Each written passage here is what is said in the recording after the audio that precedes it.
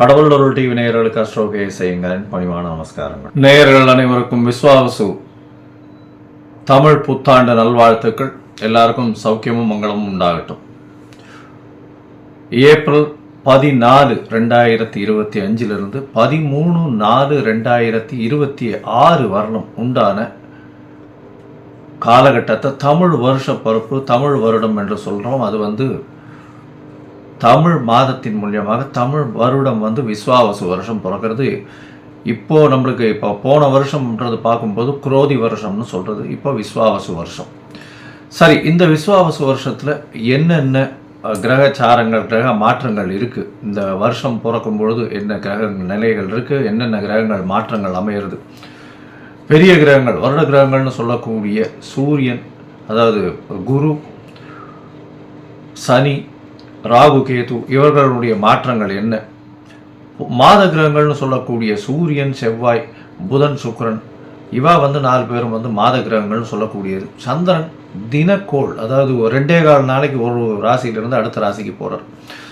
பொதுவாகவே பார்த்தீங்கன்னா இந்த வருடம் பிறக்கும் பொழுது தமிழ் வருடத்தின் ராஜா அப்படின்னு குறிப்பிடக்கூடியவர் பங்குனி மாதத்தின் அமாவாசை வரக்கூடிய நாளின் அடுத்த நாள், அதாவது இந்த தெலுங்கு வருடம் யுகாதி இருக்கு இல்லையா, யுகாதி வருஷம் பிறக்கிறது இல்லையா, யுகாதி தெலுங்கு வருடம் பிறக்கக்கூடிய நாளை அந்த நாளின் ராஜா, அந்த நாளின் நாயகன் யாரோ, அதாவது கிரகம் எதுவோ அதுவே இந்த புது வருஷத்தின் ராஜாவாக எடுத்துக்கொள்ளப்படுறது. அதனால் இந்த வருஷம் பார்த்தேன்னா சூரியன் ராஜாவாகவும் அவரே சேனாதிபதியாகவும் அவரே அர்க்காதிபதியாகவும் வரார்.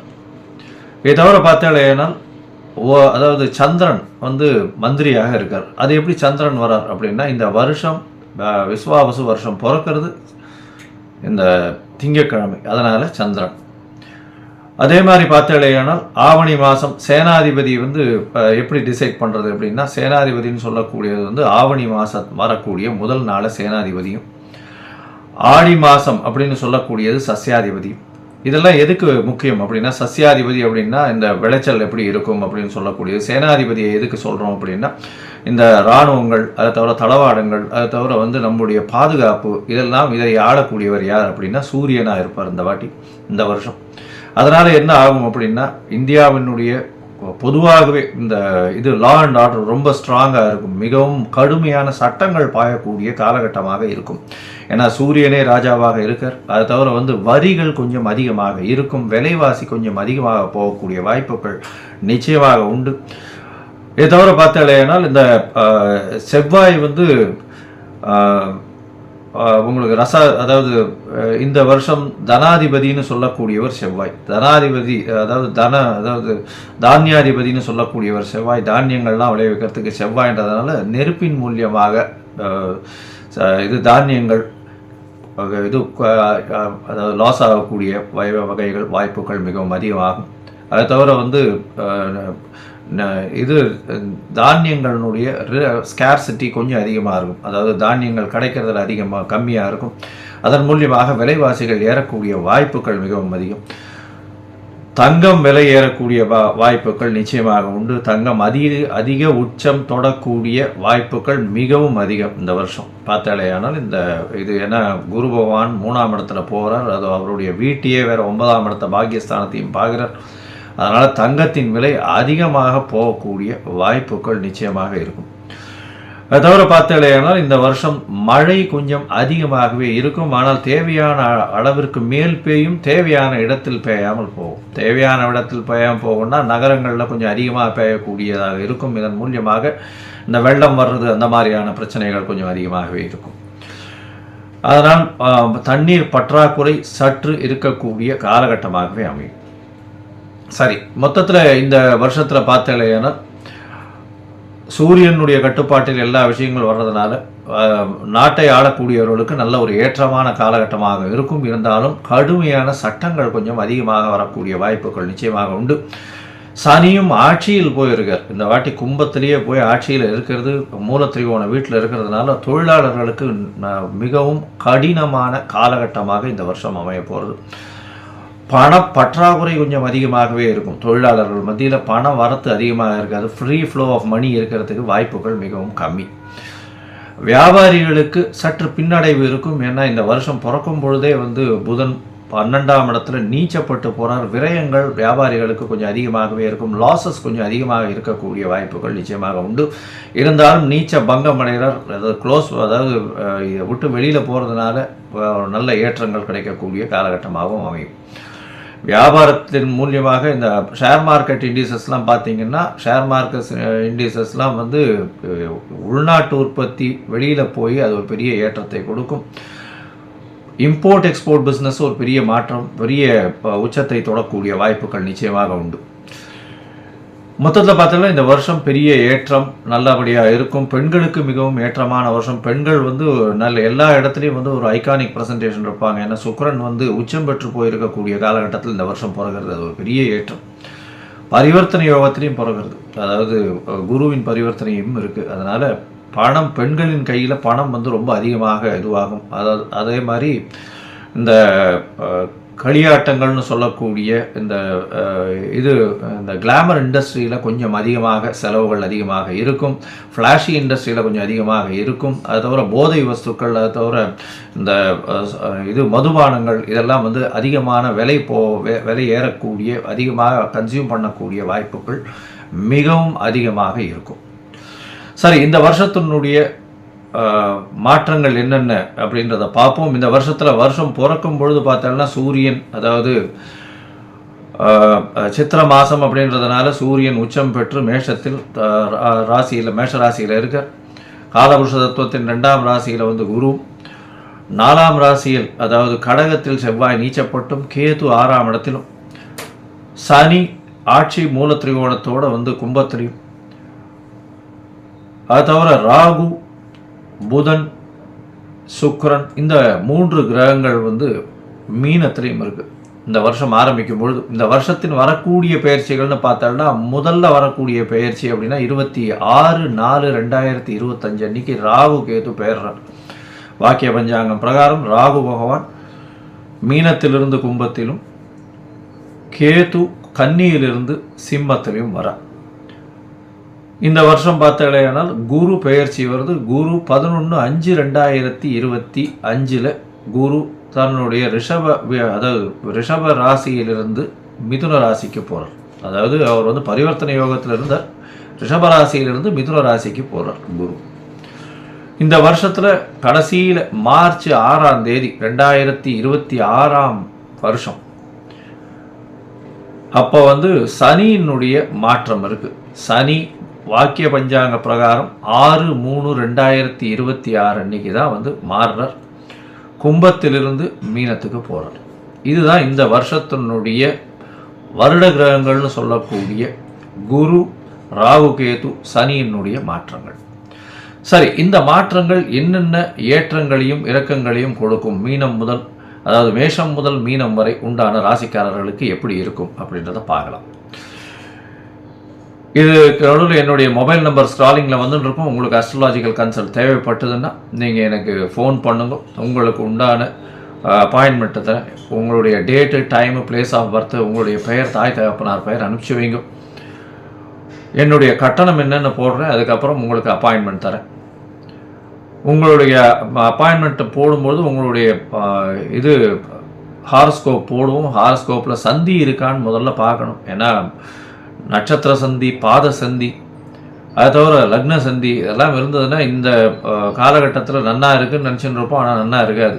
எதனாலன்றதே புரியாது. உங்களுக்கு வந்து துலா லக்னமாக இருக்கும், நல்ல தசை நடக்கிறதுன்னு நினச்சின்னு இருப்போம். ஆனால் நல்ல தசையாகவே இருக்காது உங்களுக்கு. ஏன்னா அது லக்ன சந்தியாக வந்திருக்கும். விசாகம் 3ஆம் பாதம் நினச்சின்னு இருப்பீங்க, விசாகம் 4ஆம் பாதம் ரிச்சிக லக்னமாக இருக்கும். அதனால் நிறைய பேருக்கு என்கிட்ட வர்றவாளுக்கு 40, 45 வயசு, 50 வயசுலாம் இருக்கிறவாள்லாம் அவள் நட்சத்திரமே தெரியாமல் அவள் வந்து மிருகசீரிஷம்னு சொல்லிட்டு இருப்பாள். மிருகசீரிஷம் 2ஆம் பாதம்னா ரிஷபத்தில் வரும், 3ஆம் பாதம்னா மிதுனத்தில் வரும். அதனால் அந்த மாற்றத்திலேயே அவர்கள் வந்து யாருக்கு அர்ச்சனை பண்ணுறோம்னே தெரியாமல் பண்ணிட்டு இருப்பாள். அதனால் சந்தி முதல்ல தெரிஞ்சுட்டு எந்த நட்சத்திரம், என்ன பாதம், என்ன லக்னம், என்ன லக்னத்தின் பாதம் அப்படின்றத தெரிஞ்சுட்டு அவர்களுக்கு இப்பொழுது ஏற்ற தசையாக இந்த காலகட்டத்தில் நடக்கக்கூடிய தசாபுக்தி, அந்தரம், சூக்ஷ்மம், அதை தவிர கோல்சாரம் எப்படி இருக்குது அப்படின்றத வச்சு அவர்களுடைய பலன்கள் எப்படி இருக்கும் அப்படின்றதையும் சொல்கிறேன்.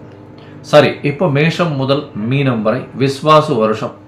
2025 26 ஏப்ரல் 14 முதல் 2025 ஏப்ரல் 13 வரை 2026 வரை உண்டான பலன்கள் ஒன்றொன்னா பார்க்கலாம். கன்னி, உத்திரம், ஹஸ்தம், சித்திரை இந்த 3 நட்சத்திரம் 9 பாதங்களை கொண்ட ராசி. ராசியின் அதிபதி அப்படின்னு சொல்லக்கூடியவர் புதன். இந்த வருஷம் விஸ்வாவசு வருஷம் பிறக்கும் பொழுது ராசியின் அதிபதி சப்தமத்தில் இருந்து நீச்சப்பட்டு போயிருக்கார், நீச்ச பங்கம் அடைகிறார். அதனால் நல்ல ஒரு ஏற்றம் கிடைக்கக்கூடிய காலகட்டம். இருந்தாலும் புதன் மாத கிரகம்ன்றதுனால அவ்வளோ பெரிய ஏற்றமோ அந்த மாதிரியான விசேஷத்தை நம்ம சொல்கிறதில்லை. பொதுவாகவே வருஷ கிரகங்கள் அப்படின்னு சொல்லக்கூடியது வந்து குரு, சனி, ராகு, கேது இந்த 4 கிரகங்களை வச்சு தான் வருஷத்தினுடைய பலன்களை சொல்லுவோம்.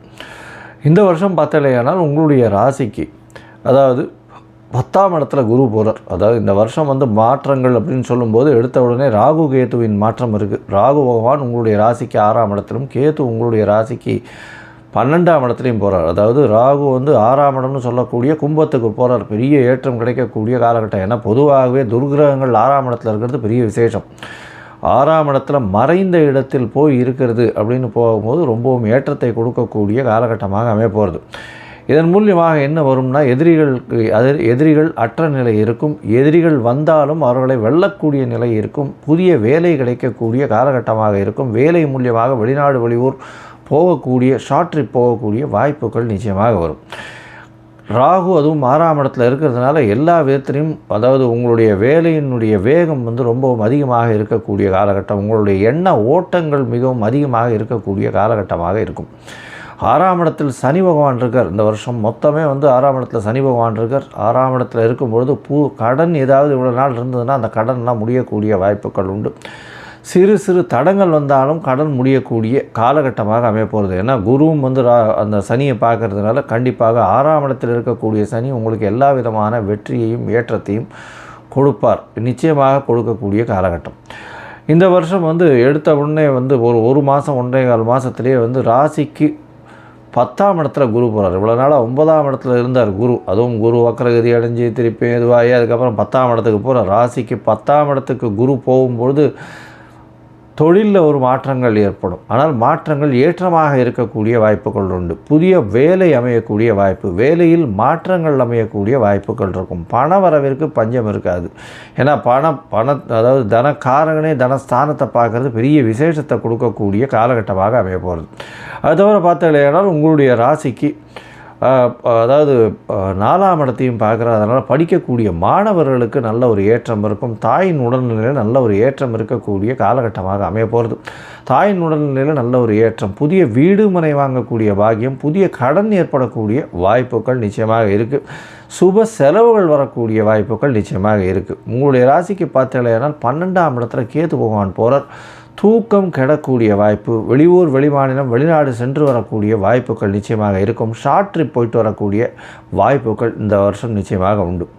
இந்த வருஷத்தில் பார்த்தாலேயானால் சனி உங்களுடைய ராசிக்கு 6ஆம் இடத்துல இருக்கிறதுனால எல்லா விதத்திலையும் வெற்றி பெறக்கூடிய வாய்ப்பு, எந்த ஒரு யாரையும் முந்தி செல்லக்கூடிய வாய்ப்புகள் நிச்சயமாக உண்டு. எடுத்த காரியத்தை நிச்சயமாக நிறைவேற்றக்கூடிய காலகட்டமாக அமைய போகிறது. மொத்தத்தில் பார்க்கும்பொழுது இந்த வருஷம் அதாவது விஸ்வாவசு வருஷம் பார்த்தாலேயானால் கன்னியா ராசிக்காரர்களுக்கு பெரிய ஏற்றத்தை கொடுக்கக்கூடிய காலகட்டமாக அமைய போகிறது. இந்த வருஷத்தில் வந்து எல்லா விதமான ஏற்றங்களும் இருக்கும். அதாவது பண வரவிற்கு பஞ்சம் இருக்காது. உடல் நலத்தில் நல்ல ஒரு ஏற்றம். என்ன கேது பகவானும் மாறிடுறார். உடல் நலத்தில் நல்ல ஏற்றம், எடுத்த காரியங்கள் நிச்சயமான வெற்றி, படிக்கக்கூடிய மாணவர்களுக்கு நிச்சயமாக ஏற்றம் கிடைக்கும். பண வருமானம் தடங்கள் இருக்காது. வெளிநாடு போய் படிக்கக்கூடிய பாக்கியம் உண்டு. போட்டித் தேர்வில் வெற்றி பெறக்கூடிய பாக்கியம் நிச்சயமாக உண்டு. படிக்கக்கூடிய மாணவர்களுக்கு நல்ல ஒரு ஏற்றமாக இருக்கும். தாயின் உடல்நிலையில் நல்ல ஒரு ஏற்றம், புதிய கடன் அமையக்கூடிய வாய்ப்புகள் உண்டு. புதிதாக வீடு மனை வாங்கக்கூடிய வாய்ப்புகள் உண்டு. இந்த காலகட்டத்தில் தூக்கம் கெடக்கூடிய வாய்ப்புகள் நிச்சயமாக இருக்கும்.